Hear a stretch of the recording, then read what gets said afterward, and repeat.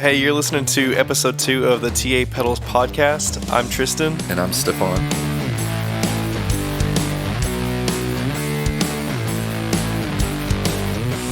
So, Stephon, how are you doing today?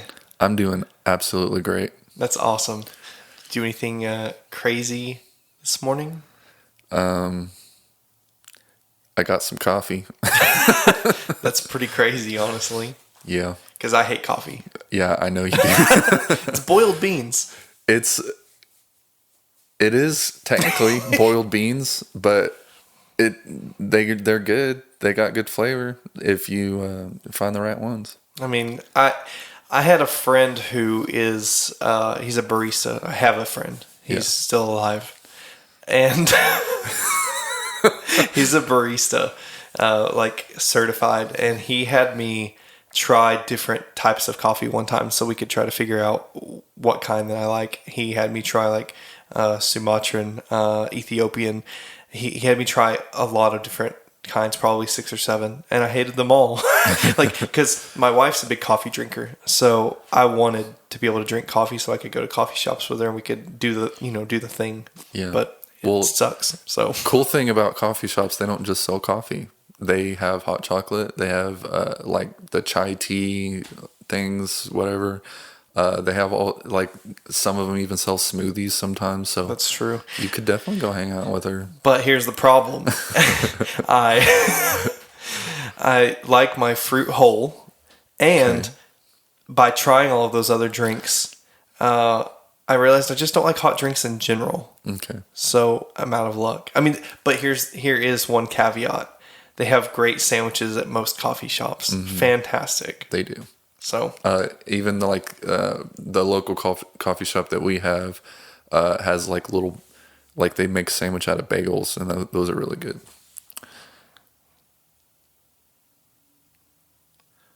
Yeah. Yeah. Did you try you try coffees with like different flavors and stuff, like chocolate? Oh yeah, I've tried it all. Caramels. I've tried like vanilla syrup. I've tried even like raspberry. Now, that's strange. There's also a big difference between coffee shops, because like I've tried just a regular mocha from Starbucks, and they're a big chain and everyone loves them, but I don't like them. Really? That's my wife's favorite. And so like there's like Sweet Bay, which is our local coffee shop here. Their flavors are so much more enticing, I would say. Oh, okay. They have, like, I could get a mocha and taste a very, very good ratio between chocolate and coffee, and it's a great combination. As opposed to Starbucks, it's mostly bitter. Yeah, so. About once a year, I'll get a coffee and try to drink it just to see if anything's changed, or maybe the way that I appreciate it is different, because I do tend to come around to certain flavors after a little while. But when I was growing up, my dad would always tell me it's kind of like an acquired taste, and I'm like, well, why would you want to force yourself to drink something just to like it? Like, if you don't like it immediately, then whatever. So I gave up on it very early on. I mean, you could say the same for alcohol. Like, yeah, you could say that. Alcohol don't taste good. I don't care who you are. Alcohol is not good flavors. All right, you can get to a point where it starts tasting good, but you have to get to that point.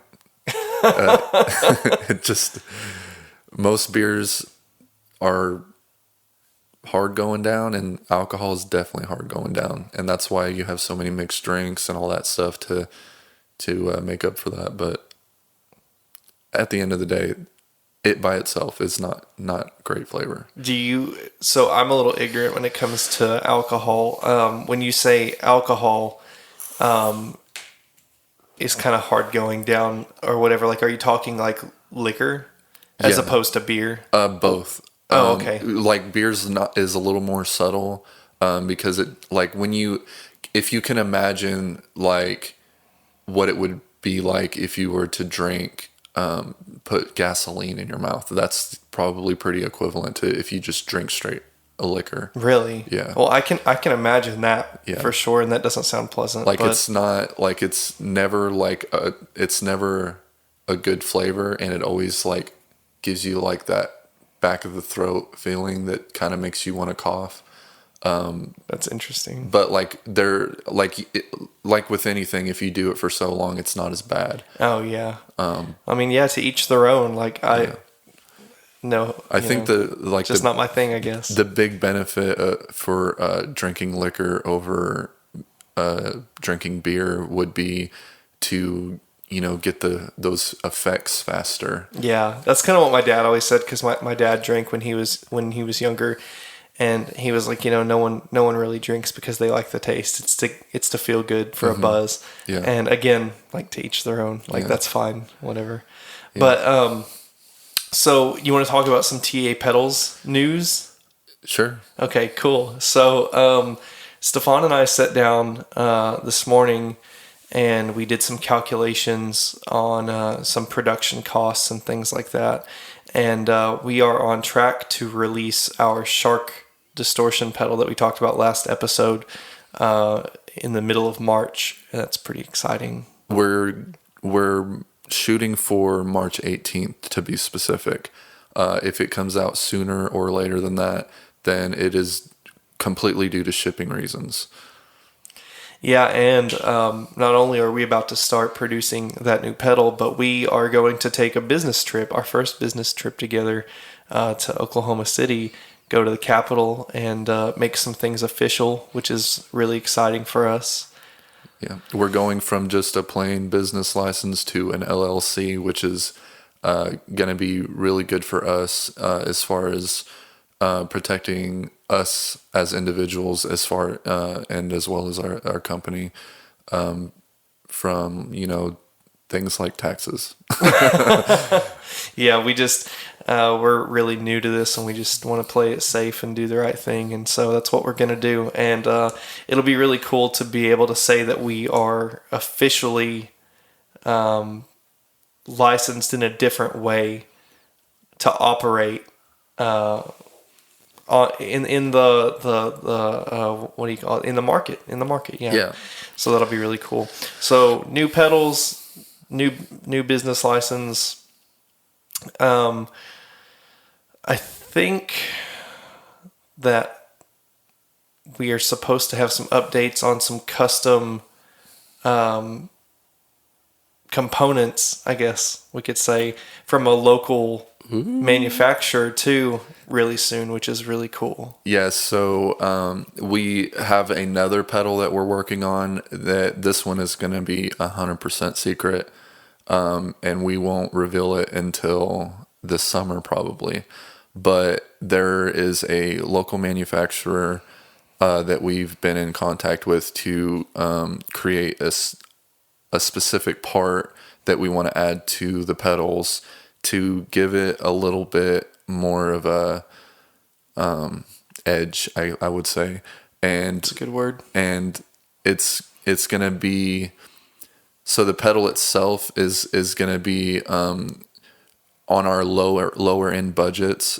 So it's gonna be available to you. We're hoping at a low price of $99, which is pretty cool. I think it's a good idea for us to offer a lower budget pedal to people that's also going to be unique and really cool to have. Yeah, we've done a lot of work when it comes to the logistics of producing that pedal to make it affordable without sacrificing quality. It's still got really great features. In fact, it is, in my opinion, just as cool as our higher priced pedals, but it's just going to be way more accessible to someone who maybe isn't ready to invest in something that's boutique and hand built, which this is still going to be hand built and technically boutique, but because of the logistical side of things, we're able to offer it at a more affordable price. And we can't wait to get that in your hands too, because I haven't seen another pedal that does what this one does on the market as far as the aesthetic of it. Yeah, there's definitely there's definitely options out there that we've seen people do as more of like a custom feature to like enhance a pedal that they already have, but this one is going to come standard in stock with this custom feature, and I think it's going to be a really cool thing to allow you to say like this pedal's it's it's a little bit cheaper than the other pedals, but it definitely holds that value of what we're going to be putting it out for. Yeah, that's Stephon knows by now. I'm really, really picky about the quality of things, and I'm really specific when it comes to the construction of our pedals and the quality of the components that go into the pedals. And because of that, it can drive the price of the pedal up a little bit more, which is why our Vampire Squid is priced the way that it is, because it uses only the best quality components that you can get. So it's a struggle sometimes to be able to find the components that we need at the price that we would like to have them for to make the pedal cheaper. But at the same time, that kind of makes me feel good about the product we're putting out. It makes me confident in what we're doing because I know that I'm not compromising on the quality at all, and it's something that I'm proud to have on my board, and proud. It makes me proud to be the producer of that product. I don't have to worry about like feeling bad about putting cheap crap in a pedal and giving it to you guys. Like I would never do that, So I'm really excited that we were able to figure out how to make this new pedal affordable. Yeah, and for those who aren't completely versed in parts and what goes into a good quality pedal, I know Tristan has put a lot of effort into making sure that we get the Nichicon Gold capacitors, which are not so easily acquired due to products scalability. Like they haven't been able to put out as much product as the community needs to have. So it's sort of been a struggle to make sure that all of our pedals have those gold Nichicons in them. And from what we've gathered, those are the best high quality caps that you can put into a pedal. Yeah, in my opinion, they are the best, and they're. Let me just say this. The capacitors that I was using when I first started building pedals, I can get those electrolytic caps for about 2 cents. Sometimes they're a little bit more depending on the value. But the Nichicon Fine Gold line, they're usually anywhere from 60 cents to $1 each, it's like 30 times the price. But that's something that I'm not willing to compromise on because the difference in sound is just ridiculous. Yeah, you can really tell the difference when you go from those lower end parts to the higher end parts. The difference in sound is extreme, and I'm glad that we decided to go with those higher end ones because you get more of the sound difference is whether or not it's clean sound or if it's like a drawn down sound, I guess. Yeah, pretty much. They tend to cut the high end off quite a bit, and the audio is not as clear. But the Nichicon Fine Gold are audio file grade capacitors. Mm-hmm. So yeah, that's why I chose those, because I was like, you know what, I'm not putting anything else in our pedals. Like if I were to make something for myself, that's what would go in it. So that's what I want to give to other people too. If it's not good enough for me, I'm not going to give it to someone else. So that's my ninja way. But anyway, so are you ready to do the Q&A section from our Instagram post? I posted and said, hey, if you guys have any questions, go ahead and ask them, and we'll answer them live on the podcast. I didn't know that we got a response to that, but if we do, let's get on it. We didn't get a response. And listen, it's your fault. I just wanted to answer your questions. No, I'm just joking about being I'm being a little facetious about that, but we do want to start a Q&A section on this podcast. I think it would be really cool to answer your questions and give you a little bit more information and insight into maybe some things that we aren't making clear through our social media or whatever. So if you have any questions or anything you want us to go into more detail on, you can send us a message on Instagram or leave a comment on one of our posts or however you want to get your question to us. We would love to answer it. And please don't be shy about asking questions. We want to be as transparent as possible moving forward. If you have questions about anything that we're doing or how we're doing it or just any questions at all, I feel like don't hesitate to ask those questions because we will answer them. Yeah, absolutely. And I'm with Stephon on the transparency thing. Like, I'm an open book. I want the company to be pretty much an open book. I can't tell you all the pedal secrets, but as far as the pedals that are out there or the ones that we have already announced to be out there, those are free and clear, to receive questions and for us to give answers to. But if like for like pedals that we haven't even decided on a final thing for yet, like there's no sense in asking questions those are secrets. Like if we say, hey, we're not gonna tell you about our new pedal, you can't just like be like, hey, tell me about your new pedal, and then we'll be like, oh, okay, I've suddenly reconsidered. There's secrets, okay? There's secrets. Yeah. But anyway, yeah, please ask us questions. The whole reason that we wanted to do this podcast is to get to know you guys better and for you to get to know us better. So I think that's a really great way to interact. And if you want to know anything, let us know. It's joke time. It's joke time. I have a hen who can count her own eggs. She's a mathma chicken.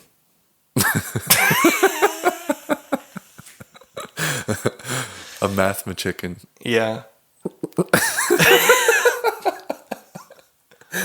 I have dyslexia, so it's like double funny for me.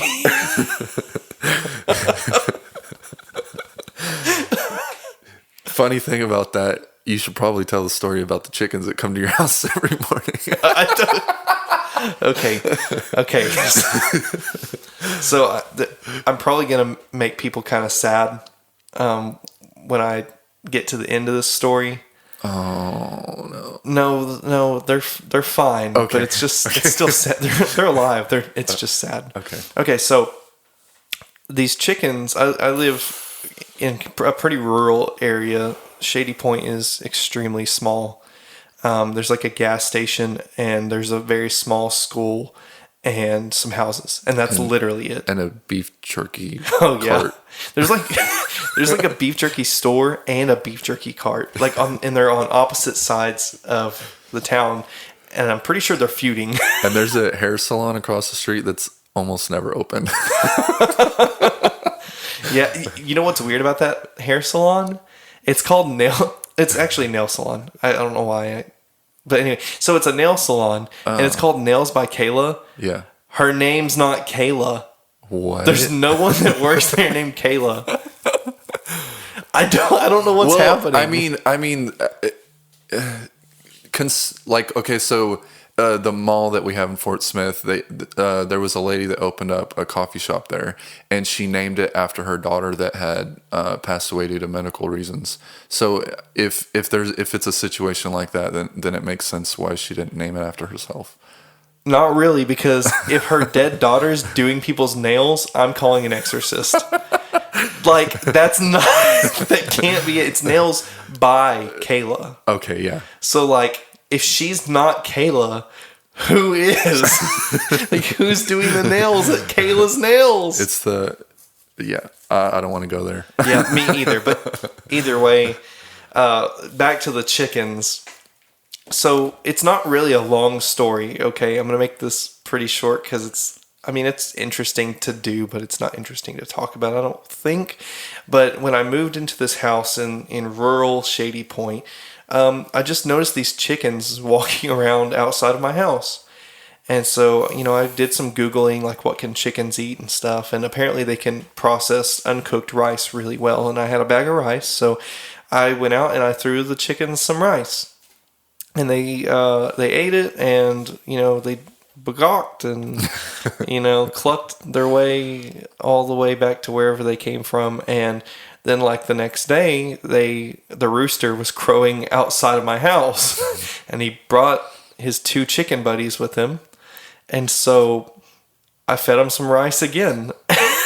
And long story short, they show up at my house like every day. They wake me up every morning at like 7 o'clock and they want their rice.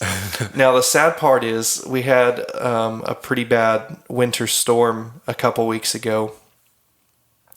I feel like Sarah McLachlan should like be playing right now. In the arms of an angel, far away from here. Anyway, so these chickens came up to my house, and there was like 4 inches of snow or something, which is not, that's going to sound funny to a lot of people who live up north, but like that's a big deal in Oklahoma. Especially when their feet are not quite 4 inches. Yeah, so it was really sad, and they were like out in the snow and the ice, and the bad part was like not only did we get snow, but we got a lot of ice. And so the chickens showed up on my porch, and they were huddled close to my front door just trying to stay warm. And I noticed that they all had ice on their back, like they were starting to freeze and their feathers were falling out. And I was like, this is really bad. Like, these are kind of, like, I feel like I own these chickens 50%, like, yeah. So, because I feed them, like, whatever I want to take care of them now. I'm attached. And so, anyway, like, I put a box out with a blanket in it, hoping that they would get in it. But, chickens are kind of stupid, so they didn't get in there. And then, like, so I tried to use food and try to, like, lure them into my storm shelter with a box and some food and stuff, and they wouldn't follow me and whatever. So then, like, I tried to talk to my neighbors to find out who they belonged to, and no one really knew. Like, I got a very vague answer from one of the guys who's doing some construction work on the house next to mine, and he told me who they belonged to, but like that guy, like, he wasn't home because his truck wasn't there. And so then, like, I tried to call animal control and got no answer. I tried to call the police station, got no answer. And so there was like nothing I could do, and I was really sad because I was like, these chickens are gonna die. And I'm an animal lover, and I don't know how we're talking about chickens on this pedal podcast, but I'm almost done, I swear. Anyway, so the chickens ran off because I was trying to lure them into my shelter, and they took off running back home. And I thought that they were done for. But chickens are apparently very resilient because they were back the next day when the ice thawed. So. And you gave them some more food. Well, they, I'm a little aggravated at them. They've gotten picky and they won't eat the rice anymore. So I don't know what to do. Time to go buy some dried corn. Yeah, I bought them this mealworm treat from Atwood's. I snuck it into the cart. Or no, it wasn't from Atwood's. It was from Walmart, and I snuck it into the grocery cart while my wife wasn't looking. And then we got it home and unpacked the groceries, and she was like, "This for the chickens?" And I was like, "No, that's mine." How many times would y'all say that you snuck something into the cart while your wife wasn't looking? Just because it's the only way I get food. You don't want to ask her. Because she's going to tell you no, right? And listen, the wife, I don't care what anyone says, the wife's the boss. She is. She's got all the pants on. Yep. I don't even get to wear pants anymore. I literally wear shorts every day because my wife took all my pants. It's terrible. You should have seen me chasing the chickens in the snow in my shorts. It was awful. But anyway, So let's talk about some stuff going on in the pedal world, some music news and stuff. Did you bring a topic for today? Well, I was just very curious. There's a lot of talk going around about the Maestro pedals that are made by Gibson. Oh yeah, Apparently, they had they were the original people who had put out effect pedals. I don't know what year, but it was a long time ago. yeah. I think it was in like the '60s. Yeah, I can't remember. It's but- is I think it's pretty crazy that like whenever so that I don't think it was very long before that when the electric guitar actually came out. Whenever Les Paul was like, "Hey, let's make this electric guitar. I've had this idea for a while," and they decided. Like eventually, he talked Gibson into taking on that project, and then not long after that, they realized that they could make outside effects, and that was just from a fluke accident, from what I gather. Whenever there was like I guess like a short or something in the wire or connectivity from the guitar to the amp, and it created some sort of distortion effect, and they decided to recreate that in an outside effect form, and that's where guitar pedals were created. That's crazy. It is. So yeah, Maestro was the company under Gibson, I guess, that decided to jump on top of that situation, and now they've revamped Maestro, and they've put out a new, like a whole line of pedals, and I think there's 5 of them, and pretty much the basic effects that you can get are the ones that are available currently right now.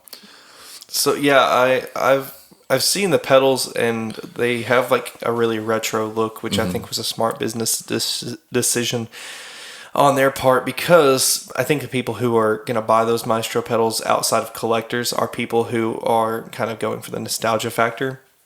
But I've also seen that people are upset that the pedals that they put out, the revamped versions, are not the same pedals that they originally had. Back in the 60s or whenever it was, and I think that they're holding off on those for like a special thing. Well, But I'm not sure. I mean, there's no telling. like it. Honestly, like for me, in that sense, like it makes sense that they wouldn't just recreate the pedals that they've already made. It's like it's like a rebirth. Like I'm recreating. We're bringing back the company where we want to bring back the idea of making pedals again. And it's not like, hey, let's put out newer versions of these pedals. Let's get back into making new pedals. And I think even though there's a lot of people that disagree with that notion, it makes more sense to make newer things than to remake older things. I agree to a certain extent, but those old circuits are probably pretty easily reproduced, and people really like the sound of those old pedals because it has kind of a magic to it, or not legitimate magic, of course. Like I'm not but what I'm saying is like that's the sound of that era. That's what people were using back then because that's what was available. And if they don't eventually make the decision to update those circuits with modern amenities such as like silent relay switching, modern jacks and stuff, I think that if they updated those old circuits with new features, that would be a really great thing for the pedal community, for guitar players, and it would be a good business decision too. But I agree that they probably shouldn't start off with those. I think that it's smarter to get people familiar with the Maestro brand again first, and then make, like allow people time to look into their history and figure out why they're special, what makes their effects so great, and then release their old circuits, but to be compatible with modern expectations. But the thing is, though, is that their older pedals are still out there, available to buy. Not, I mean, on the used market, of course. But if you're looking for that old pedal, then get the old pedal. You know, like, just like if you're wanting the Klon, all the Klon clones are not far off from the original Klon, but anyone who wants a Klon will most likely buy an original Klon, you know, because it has the most purest of the Klon sound. So I again agree to a certain extent. I agree with the sentiment, but here's where I think my opinion differs a little bit. If I wanted an old pedal and I like the sound of that pedal enough to use it, I'm not going to buy a very expensive pedal, because I'm sure those old Maestros are, especially now that the brand's coming back, are very expensive. yeah, I seen one, the original fuzz with no knobs, just the foot switch, was on Reverb for, I think, $1,200. Exactly. So I'm not going to buy that old pedal for $1,200 that's a piece of history and then stomp on it and use it, you know, in my studio and all that. So what I would do is, if I was a collector, I would buy the old pedal. But if I wanted something where I could use the sound of that old pedal without having to worry about destroying a piece of history and ruining my investment, I would buy the new pedal that had the same circuit in it. Mm-hmm. That would be usable to me. And that's how I feel about it. Yeah, but at the same time, you know, that circuit might be usable to an extent, but the way that we've come, as far as creating new sounds, for instruments like guitars and bass, there's pedals out there that probably could recreate that sound. So remaking that pedal in a newer form, in a cheaper form, it doesn't seem like it would make sense to me. It just doesn't. It makes sense to me because the circuit is still different and unique. And even though you are right, I'm sure you can get close to that sound. Like, for example, most 2-transistor fuzzes have similar characteristics. Most 3-transistor fuzzes have similar characteristics. So if you could find out what's in that pedal and find something newer that has that same design idea, you could probably get pretty close. But if you're wanting the sound of that pedal, you have to get that pedal. You know what I mean? Yeah, but to get close enough. At the same time, though, is if they're going to redesign that circuit with newer available parts, then it's not going to sound exactly the same anyway. Yeah, you're not wrong about that, but I think that when you allow for the tolerance between pedals, the variability, no two pedals sound exactly the same anyway. Yeah. So they would have to definitely do the research and source parts that met the specifications of the pedals they produced in the early 60s. And without doing that, there would definitely be a degree of variability between the old model and the new model. But I think that they could probably get close enough where the difference would be negligible. It just depends. It does depend. I mean, even just going from the old copper plates to a manufactured PCB is going to change the sound. Yep, absolutely. So there's. I mean, if they're gonna try to recreate that sound, they have a lot of work to do. Yeah, that's for sure. But it's Gibson. It might not be worth it. Is all I'm saying.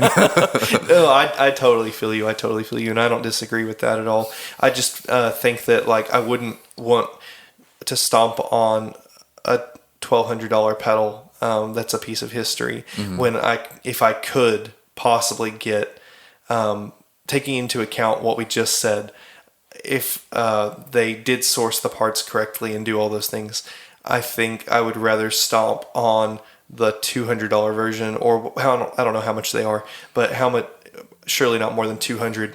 I would rather stomp on that thing that's close enough. You know what I mean? I How much are they? couldn't say. I couldn't say honestly. I know that I don't have the American pricing, but it looks like they run at about 139 currently. The new line that they have. Really? That's not bad. And the delay one is the one that's a little bit more expensive. Oh, yeah, at it's 149. There's one, it looks like it is. Yeah, I see the delay on Sweetwater for 159. So I mean, So all there's around, like- it's not. There's like a it's not bad. $10 difference between American price and European price. It looks like.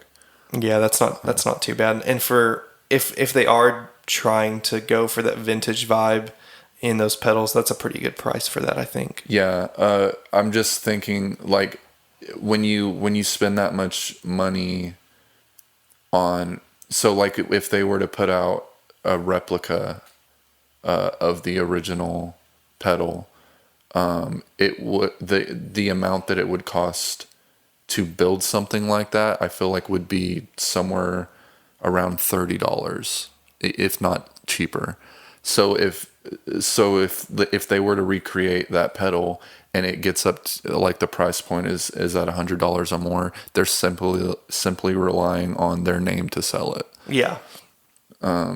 And so we'll just have to see what happens. Yeah, for sure. I'm very interested in watching some videos on people's opinions on this Yeah. new line of pedals. It's I'm glad that there's been such a boom in pedal manufacturing. There's pedal companies popping up left and right, and I think we're a prime example of that. I think during the pandemic, people really took pedal making up as a hobby, and then they were like, hey, I could give these to other people for a little bit of money and keep my hobby going. I mean, yeah, like it makes sense. Like if I'm making all these things, and I don't necessarily need them all, then why not try to sell them?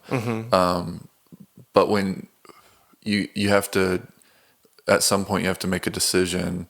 Do I want to scale this up, or do I want to keep just keeping it as a hobby? And that's where the difference comes in. You know, where we come in. Yeah.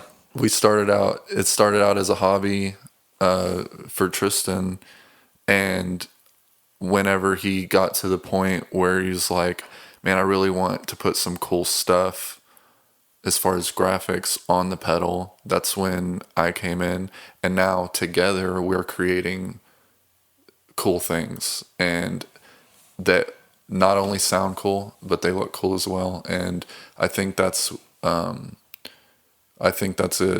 good jumping point for us moving forward. I think that's what's going to help us stand out from other pedal companies too, which the competition is fierce because they all have their own really cool aesthetic and look to them. And yeah, we're not any better, of course. We're just different. We're just doing what we think is cool, and I'm excited about that. We don't want to claim to be better than this person or better than that person. We just want to stand out. We want to do something that's so different that you can see something and say, I know where that came from. Exactly. Yeah. We don't want you to question at all that the pedals that we made have definitely came from our company. Yeah, for sure. And I think that I think with this new Shark, we were on some rocky ground for a minute. Yeah. But man, you really pulled through. Like, we were working on this design for a long time, and I don't think either one of us were really stoked on it. It was just the plan. You know, we had been working on it for so long, and it was kind of in the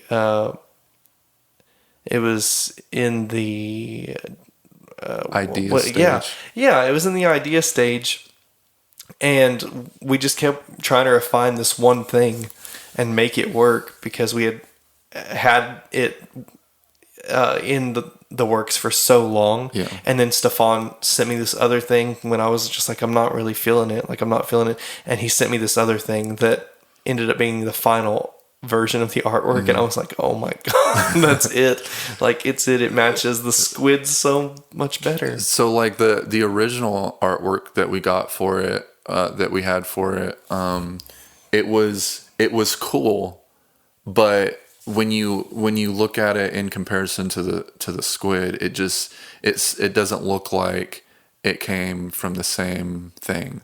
And so that's when we were like, okay, let's do something different, and that's how we got where we're at now. Yeah, I agree. That is exactly what happened, and I think it has to do with the type of shark that we chose. The first one was really cool, and you did a great job on like the Photoshop and everything. I still like it. Yeah, it's really cool. By itself, I like the artwork. It's just translating that to the same principles that we used to make the squid. It didn't match up right, and that's why we had to change it. Yeah, that's exactly why. Like, when you compared the look of the squid to the first draft of the shark artwork, it just didn't seem consistent. And now it really is like coming together to complete a full vision and picture, and I'm really excited about that. And what I like most about it is that it's more simplistic than the squid, but it has the same sort of characteristics. Yeah, they both have a vibe. Yeah. They have a very similar vibe, which that's what was important to me, because they should.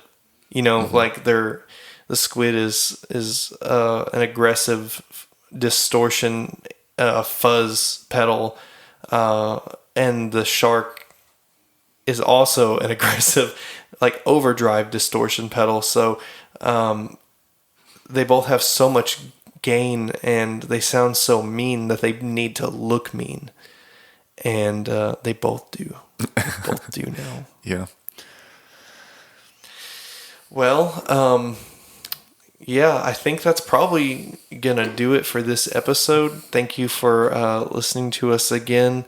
We're gonna try to make this a weekly thing. We can't make any promises because we have a lot of business operations going on right now, but we're gonna try to make this a weekly thing. So tune in hopefully next week for another episode. Follow us on social media. On Instagram, we are at TA Pedals. On TikTok, we're at TA Pedals.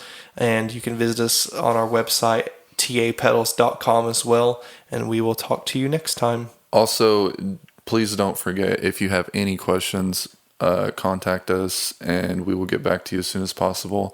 And another thing, Tuesday, February 22nd, we are dropping our demo/review video of Cousins Music Repair, and I think everyone's going to enjoy that. So please look out for that. Bye. Bye.